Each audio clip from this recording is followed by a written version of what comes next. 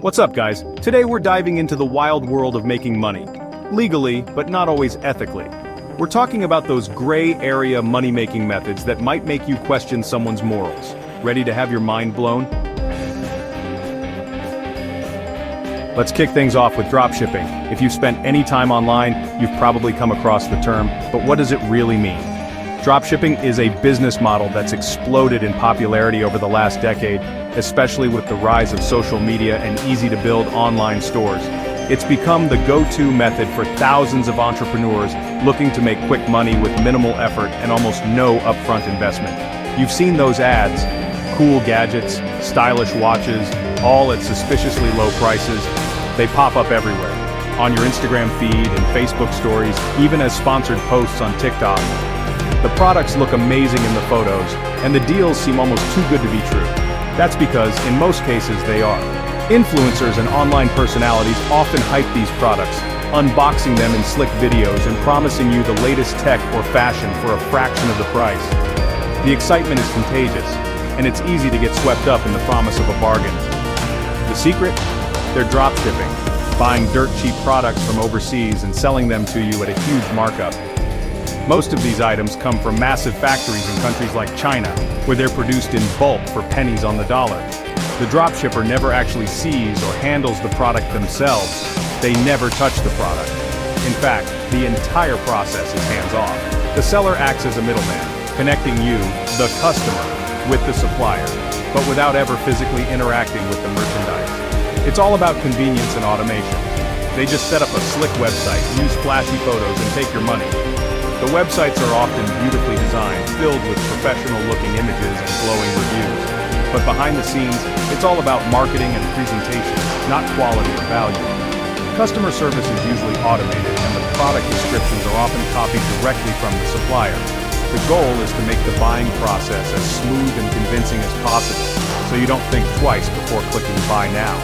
When you order, they buy it for a couple bucks and ship it straight to you. The shipping times can be long, sometimes taking weeks or even months because the product is coming directly from the overseas factory to your doorstep. You get a cheap knockoff, and they pocket the difference. The product you receive often looks nothing like the photos, and the quality can be shockingly poor. It's a classic bait and switch, leaving you frustrated and out of pocket. Many customers take to social media or review sites to vent their disappointment, but by then, the seller has already moved on to the next hot product or trend. The cycle repeats and new buyers fall into the same trap. Is it shady? Absolutely. Is it legal? Unfortunately, yes. As long as the seller isn't making false claims about the product's origin or brand, they're operating within the law. That doesn't make it ethical, but it does make it hard to stop. And most people have no idea they're paying so much for so little. The next time you see an unbelievable deal online, take a closer look. You might just be buying a cheap knockoff at a premium price and fueling a business model that thrives on your trust and your wallet. Imagine this.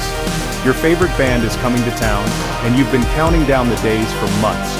You're ready, phone in hand, credit card at the ready, just waiting for those tickets to go on sale.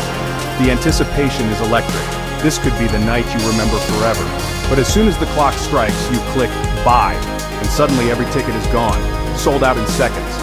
You're left staring at your screen, wondering how it happened so fast. You're not alone.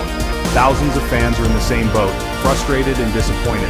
Then, almost instantly, those same tickets pop up on resale sites like StubHub and Vivid Seats. But now they're listed at 2, 3, even 5 times the original price. It feels like a cruel joke. How did tickets vanish so quickly, only to reappear at prices most fans can't afford? The answer? Ticket scalpers. Many use sophisticated bots, automated programs that can buy up hundreds of tickets in the blink of an eye, far faster than any human. These scalpers then resell the tickets for massive profits, turning concerts into a business opportunity instead of a fan experience. For real fans, it's heartbreaking. It's like the concert is being held hostage, and the ransom is a price tag most people can't pay. Many are forced to choose between shelling out hundreds of extra dollars or missing out on a once-in-a-lifetime event. So, is this actually illegal? Surprisingly, in many places, reselling tickets, even at sky-high prices, is totally legal. Laws vary from state to state and country to country, but often there's little to stop scalpers from cashing in. It might feel unfair, but the law is often on their side. There are laws against using bots to buy tickets, but these rules are rarely enforced. The technology moves faster than the law, and enforcement is often weak or non-existent. As a result, scalpers keep finding new ways to beat the system. Meanwhile, resale markets, both online and in person, often legitimize scalpers, making it even harder for real fans to get tickets at fair prices. The system seems rigged. Scalpers win, fans lose, and the cycle repeats with every big event. All of this happens within the bounds of the law. So, while it might feel like a crime against music lovers, in most places, reselling tickets is perfectly legal, even if it doesn't feel right. Ever heard of patent trolls? They don't invent, they litigate. These guys buy up patents just to threaten lawsuits against companies, especially small businesses. If your product remotely resembles their patent, you get slapped with a lawsuit. They don't want to win in court, they want a quick settlement. Most companies pay up to avoid expensive legal battles. Patent trolls walk away richer, having contributed nothing to innovation.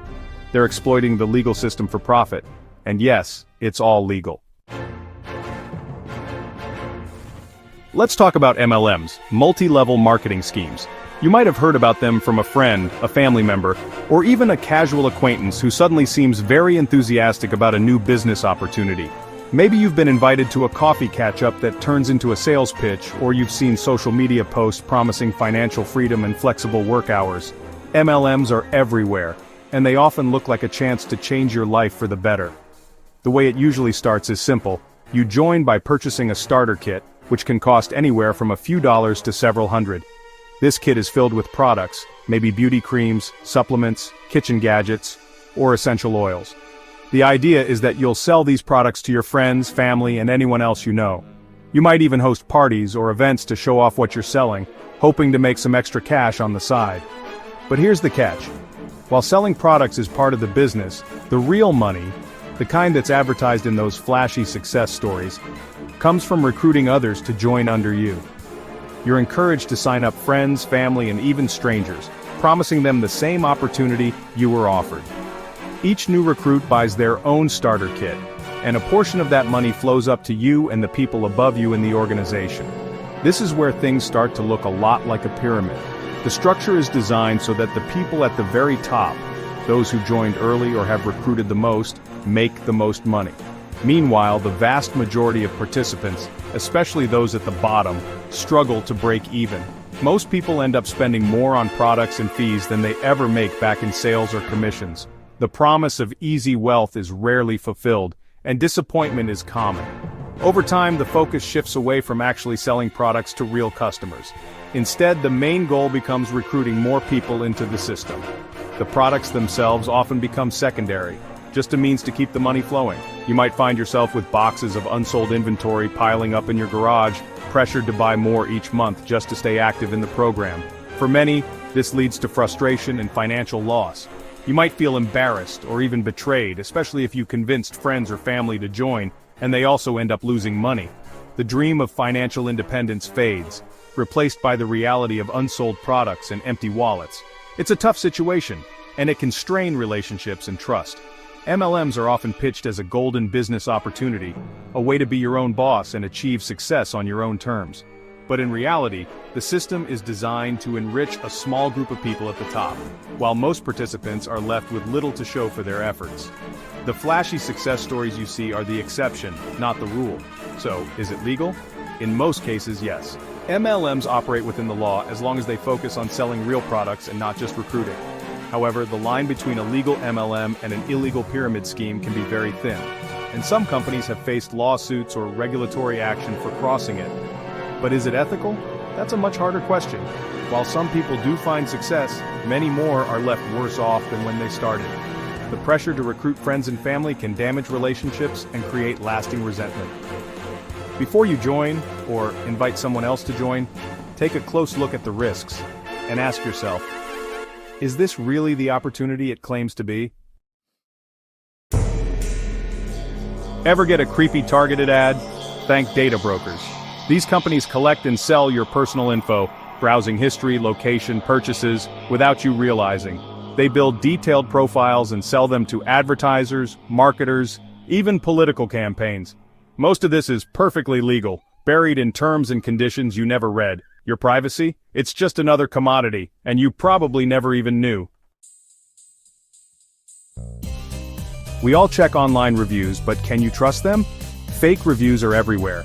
Businesses pay for 5-star ratings or negative reviews against competitors. Agencies and bots flood sites with fake praise or sabotage. Platforms try to fight back, but it's a never-ending battle. The result? Consumers are left confused and misled, and regulating this mess is nearly impossible. Got a great business idea and the perfect domain name? Too late. Domain squatters may have beaten you to it. These digital prospectors buy up domain names, hoping to sell them later at a huge profit. They target trending keywords, brands, even common misspellings. When you want that domain, you have to pay their price. It's like holding a piece of the internet hostage. In many cases, it's totally legal, and it happens every day. So, there you have it. 7 legal but questionable money hacks that blur the line between smart and shady. Would you try any of these, or do you believe in making money the ethical way? Let me know in the comments. Don't forget to like, subscribe, and share so others can watch out.